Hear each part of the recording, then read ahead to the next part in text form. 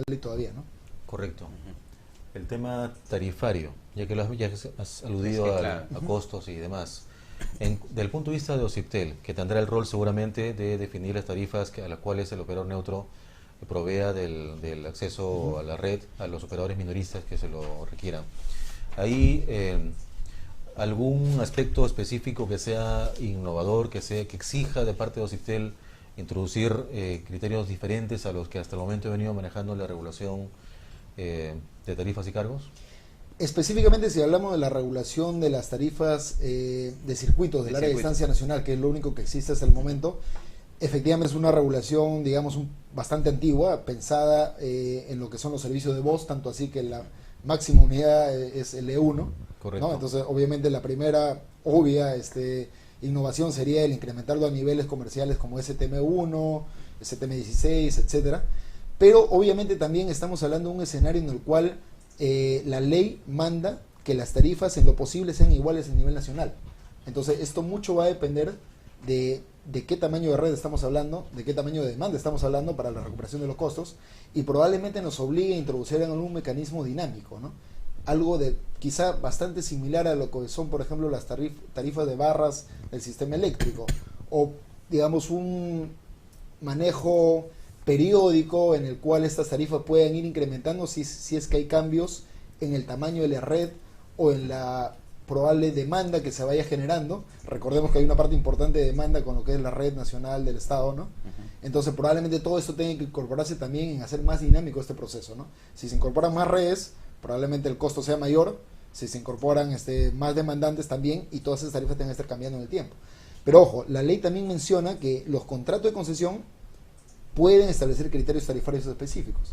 En realidad se puede decir también de que hay dos formas, ¿no? O sea, o se regula por contrato o se regula por todo el marco normativo de tarifas, ¿no? Entonces puede ser un mix también, obviamente, ¿no? Pero en ambos casos tiene que reconocerse que este es un esquema bastante dinámico, ¿no? Luis, una caja negra, digamos, que dificulta mucho la tarea del regulador en temas de tarifas es precisamente el tema de acceso a los costos. Así es. ¿Tú crees que en la implementación de esta red, donde hay inversión estatal y donde además hay, digamos, un conjunto de condiciones que aíslan a este negocio de los otros, va a ayudar a que el regulador pueda tener mejor acceso a la estructura de costos y de esa manera poder regular mejor las tarifas en este? Sin ser un especialista en tarifas, te adelantaría de que más bien yo soy optimista en el tema, ¿no? O sea, desde el mismo hecho que se reconoce que la red es de titularidad del Estado, la parte de fibra, se puede tener bastante control en cuanto a los insumos que van entrando para ir generando la red, ¿no? Entonces, en la parte del contrato también se pueden introducir las salvaguardas apropiadas para que se haga un contraste de la información, ¿no? Vía, por ejemplo, todo lo que se importa, no sé, pues a través de SUNAT, aduanas, etcétera, y de lo que se va generando dentro de los factores de competencia mismo del proceso, ¿no? Entonces, se podría tener un acceso, digamos, bastante mejor importante, una información útil, ¿no? En cuanto a los costos que se van a generar. Probablemente, inclusive, como sabemos en estas redes de fibra, el costo propiamente de los equipos de electrónica está disminuyendo considerablemente, ¿no? De igual forma en lo que es la fibra en sí. Probablemente los costos no sea también un factor tan importante como más bien el tema de la demanda, en el cual hay mucho mayor incertidumbre. Obviamente los dos factores contribuyen para el tema del cálculo de las tarifas, ¿no? Pero evidentemente vamos a tener que tener todas las salvaguardas y hacer los cruces de información para tener todo el acceso, ¿no? Mencionar también de que los OCIPTEL ya viene desarrollando desde hace varios años modelos de costos específicos, justamente para el tema del transporte, ¿no? Anteriormente las tarifas se regulaban básicamente por benchmark o por tasa de retorno según lo que las empresas informaban. Ahora no, ahora el OCIPTEL desarrolla su propio modelo de costos. Tiene consultorías importantes con empresas de alto reconocimiento y prestigio internacional, y somos capaces de replicar justamente toda la estructura de costo de las empresas. Correcto. Neutralidad de red. Sí, ese es un punto, que salta en esta ley, es que por primera vez en una ley se establece, además por primera vez se establece con ese nombre el principio de neutralidad de la red, que está de alguna manera garantizado en un reglamento de OCIPTEL, un reglamento de calidad de servicio, pero que por primera vez se establece como principio. Y además le queda a OCIPTEL la responsabilidad de garantizar que se cumpla este principio. ¿Cómo están trabajando en OCIPTEL? ¿Cómo han recibido ese encargo? ¿Qué es lo que tienen pensado hacer? Como mencionas, efectivamente, ¿no? Ya había un artículo dentro del reglamento de tarifas del año 2005 que justamente impedía de que los operadores, los ISPs, degradaran o cortaran el tráfico específico de algún operador o de algún usuario que esté pasando por sus redes, ¿no? Y justamente eso nos ha servido para que en algunos casos se han dado ejemplos en los cuales un operador móvil, por ejemplo, quería cortar todo el tráfico de voz por IP que pasara a través de sus redes, porque evidentemente le hacía competencia a los servicios que ellos mismos proveían.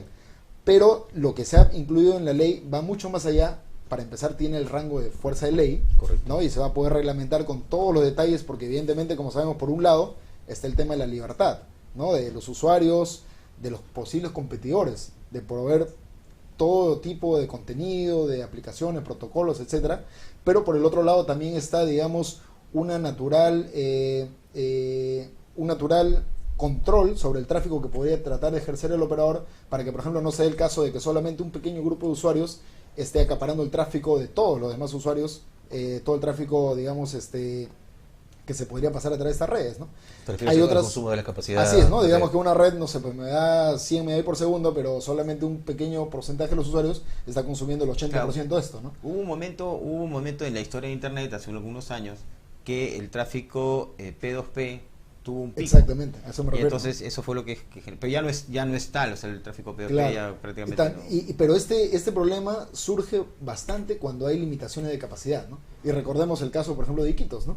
Iquitos no tiene redes ni de microondas, ni menos aún, obviamente, de fibra, solamente tiene redes satelitales, y se generaba también mucho el caso a veces de la reventa ilegal, ¿no?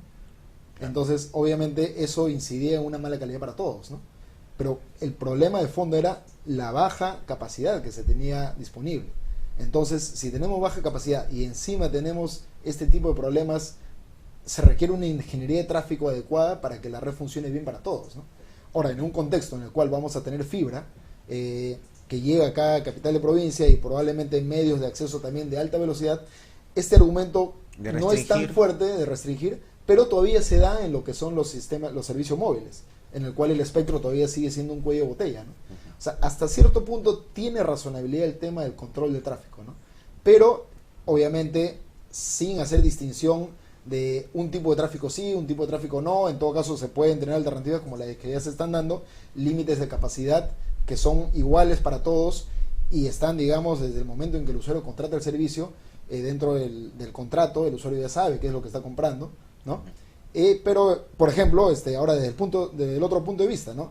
En el artículo 2 se menciona algo bastante interesante, me gustaría leerlo rápidamente, ¿no? Justamente, el Estado promueve la banda ancha y su aprovechamiento por parte de toda persona como medio que coadyuva al efectivo ejercicio de sus derechos a la educación, salud y trabajo y a sus libertades de información, expresión, opinión, empresa y comercio reconocidos constitucionalmente. Entonces, ¿quién es una empresa para decir tú no vas a tener acceso a uno de estos temas? ¿No? O a un tipo de tráfico sí, a un tipo de tráfico no. A las a aplicaciones una aplicación sí, a una aplicación no. Sí. Entonces, todo esto es libertad en realidad del usuario. Es fundamental porque Es fundamental la ley justamente la ley no solamente dice queremos banda ancha, sino que nosotros queremos banda ancha para Para eso. exactamente. ¿No? Para garantizar los derechos de los ciudadanos. Entonces, por eso es que es una ley que ha sido pues muy bien tomada por parte de Así es. de todos los Y que hay un trabajamos punto en el más, tema. ¿no? Tenemos todo lo que se denomina la competencia basada en infraestructura. Yo genero mi propia red, instalo dentro de mi red lo que yo quiera, pero también está este otro paradigma que se llama competencia basada en servicios. O sea, se tiene una red de un operador grande, dominante, y más bien hay terceros operadores que instalan sobre ella sus propios servicios basados en IP, ¿no? La convergencia nos permite eso justamente. Entonces puedo brindar inclusive servicios de telecomunicaciones. También digamos, todo este esquema no funcionaría si es que estuviera potestad del operador de la red de base restringir lo que a ellos les conviene y lo que no les conviene. Entonces, justamente lo que dice la ley finalmente es que es el OCIPTEL el que va a determinar las conductas que no podrían ser consideradas arbitrarias, ¿no? Es decir, todo aquello que es, digamos, bastante razonable, como es el tema del control de tráfico, etcétera, o en algún caso algún requerimiento que se tenga que hacer, va a ser el OCIPTEL el que finalmente va a dar el visto bueno ante la petición de un operador, y ya no va a ser el va a dar operador. una lista, digamos, es decir, esto Puede sí ser, se ¿no? puede, esto sí se puede, lo que no está en esta lista no ya se no es puede. arbitrario simplemente Así es. por parte del operador, ¿no? Digamos, Claro. ese es el gran avance, ¿no? Está bien, eso está muy bueno. No sé si querías alguna... Sí, muy rápidamente comentar que existe algún interés de parte del Congreso de la República por promover el surgimiento de una nueva ley de telecomunicaciones en el país, que es, pues, a nuestro modo de ver, sumamente oportuno, considerando que el actual ya tiene cerca de 20 años Así y el es. mundo ha cambiado demasiado. Entonces, en ese aspecto, el OCITEL tiene algunas reflexiones sobre qué tipo de aspectos críticos deberían ser tomados en cuenta en esta norma. Sí, justamente los OCITEL está trabajando en este grupo que se ha formado, estamos con el MTC, con algunas otras instituciones y trabajando justamente con el congresista Mesías Guevara en este tema, y hay efectivamente algunos temas que tienen que ser mejorados en la ley. La ley ha sido, digamos, a lo largo del tiempo, se podría decir entre comillas, parchada con otras leyes que han ido agregando cosas, ¿no? Por ejemplo, la ley de uso compartido de infraestructura, que naturalmente probablemente debió haber estado dentro de la ley de telecomunicaciones, ¿no? Correcto.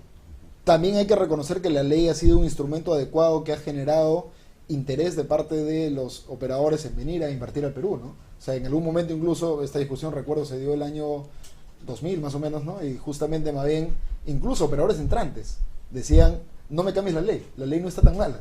Finalmente, obviamente, sabemos que la clasificación de servicio, por ejemplo, es prácticamente obsoleta, ¿no? Correcto. Pero al menos tiene ciertas características que podrían ser útiles, ¿no? O sea, la definición de qué son servicios portadores, que es la base, servicios finales, servicio de valor añadido. Obviamente ahora se tiene que introducir, por ejemplo, el concepto de servicio de información, ¿no? Que se introdujo vía el Tratado de Libre Comercio, y que muchos de los servicios probablemente que actualmente han sido definidos como servicio de valor añadido, en realidad por su naturaleza no lo son. Son más bien este servicio de información. Inclusive, ¿no? Si estamos hablando ahora de convergencia y que todos los servicios se basan en las redes IP como base, en realidad, si hasta ahora se le sigue considerando el acceso a Internet como un valor añadido, Todo hay un sería sinsentido, ¿no? Todo lo demás que son servicios, por ejemplo, de telefonía, basados en voz por IP, servicios de difusión basados en IPTV, Por supuesto. soportados sobre un servicio de valor añadido, no tiene sentido, ¿no? En realidad, todo lo que es el acceso a Internet ahora debería considerarse como una categoría más del servicio portador, porque es justamente la base, tiene esas características, ¿no? Entonces, estos temas tienen que introducirse porque generan una serie de derechos y obligaciones a las empresas, ¿no? Y obviamente está todo el tema, digamos, que se podría ir trabajando en cuanto a mejorar el uso del espectro, a mejorar, digamos, la regulación mayorista, incorporar leyes, como digo, inconexas dentro de la misma ley de telecomunicaciones. Se está trabajando todavía en ese tema, ¿no? Cuáles deben ser finalmente los puntos importantes, pero efectivamente estamos en un escenario en cuanto a lo que es convergencia y en cuanto a lo que es la necesidad del desarrollo de la banda ancha, que va a exigir hacer unos cambios específicos de la ley, ¿no? En ese plan de trabajo donde están participando, ¿se han planteado ya algunas fechas, hitos para terminar este debate? Se generó un cronograma, si más no recuerdo, está entre 4 y 6 meses. Es Porque decir, es en un tema, en este es un tema muy semestre importante, está terminando ¿no? ese... Largo, sí. Sí, pero Para que el proyecto esté listo, así es. para que Sí. pueda pasar a la comisión, en fin, al pleno. Así es. De acuerdo. También es un poco, obviamente, cambiar el espíritu, ¿no? Probablemente, inclusive, mucho se habla de pasar de una regulación basada en servicios a regulación basada en mercados, o incorporar todo el tema de lo que es acceso mayorista dentro de estos paradigmas que estamos diciendo, ¿no? Si debemos inclinarnos más por competencia basada en infraestructura o en servicios, cuándo sí, cuándo no. Muchas veces todas estas indefiniciones a veces nos llevan a que el Estado pierda, por ejemplo, arbitrajes o procesos ante el Poder Judicial, porque no hay nada explícito dentro de la ley que llegue a ese nivel, ¿no? Entonces se necesita sobre todo ese esto, tema, la semana pasada conversábamos en este mismo programa con el señor Eduardo Bobanriz, gerente general de Americatel, y él comentaba, hablando de competencia por infraestructuras, que cómo era posible que un país como el nuestro haya permitido que un mismo operador pueda ser operador dominante con redes de par de cobre y redes de cable coaxial. A diferencia de otros mercados donde precisamente la separación de esto entre diferentes operadores ha contribuido fortísimamente en que la penetración, o sea, los precios y por tanto la penetración del servicio haya tenido un impulso muy fuerte, casos como Chile, Argentina, México, sin mencionar Estados Unidos o Europa. lo cual es bastante cierto, ¿no? Lamentablemente. O sea, es justamente uno de los temas que el documento de la Comisión de Banda Ancha identificó como una barrera que ha impedido el desarrollo en comparación a otros países. Efectivamente, Perú ha sido uno de los pocos, si no es el único país que permitió esto, ¿no? Correcto. Más bien los otros países están a otro nivel, en el cual el operador de cable es tan fuerte que más bien ahora las restricciones que le dan al operador basado en telefonía de no operar, por ejemplo, los servicios audiovisuales, esas restricciones ya se están levantando. Pero aquí no, ¿no? Aquí efectivamente, como mencionas, el contrato de concesión incorporó todos los servicios a un mismo operador, y esto ha sido lamentablemente una de las causas que tengamos menor penetración que otros países, ¿no? Y bueno, esto probablemente, y era lo que se recomendaba también en el plan, va a tener que evaluarse dentro de lo que son políticas para el nivel de acceso, una serie de medidas probablemente de competencia más intensivas, ¿no? Entre ellas, por ejemplo, el desagregamiento del bucle local, bueno, el tema de control de fusiones que ya se está viendo, y en algunos casos también evaluar el tema de separación estructural o funcional de empresas, como se ha hecho, por ejemplo, en el Reino Unido, ¿no? No digo que se vayan a hacer, lo que digo es hay que hacer un estudio del costo-beneficio, correcto, de evaluar para si el esas mercado. medidas son buenas para nuestro mercado.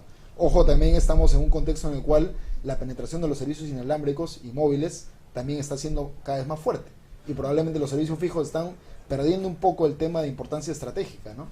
Pero es un tema que va a tener que evaluarse, como digo, es una evaluación compleja, ¿no? Vamos a estar digamos, siguiendo este tema desde este programa, y seguramente vamos a invitarte, Luis, para una siguiente conversación. También esperamos que OCIPTEL, digamos, mostrando lo que ha venido mostrando en estos años, su disposición hacia la apertura y la transparencia, también organice pues conversatorios y espacios para discutir todos estos temas que son muy importantes. Estoy seguro que van a seguir con ese buen ejemplo en la administración pública. Y bueno, nosotros ya tenemos que despedirnos. Agradecemos a Carlos por acompañarnos semana a semana y por compartir con nosotros digamos, el trabajo que realiza en DN, y a Luis por tu participación en este programa. La semana que viene estaremos con dos invitadas especiales trabajando el tema de tecnologías de la información para el cambio social, en un libro que se va a presentar en el Instituto de Estudios Peruanos el día martes a las 8:30 de la mañana. Todos están cordialmente invitados. Y los dejamos con Fernando Vivas en Cuéntame Otra. Hasta el próximo martes, entonces. Muchas gracias también.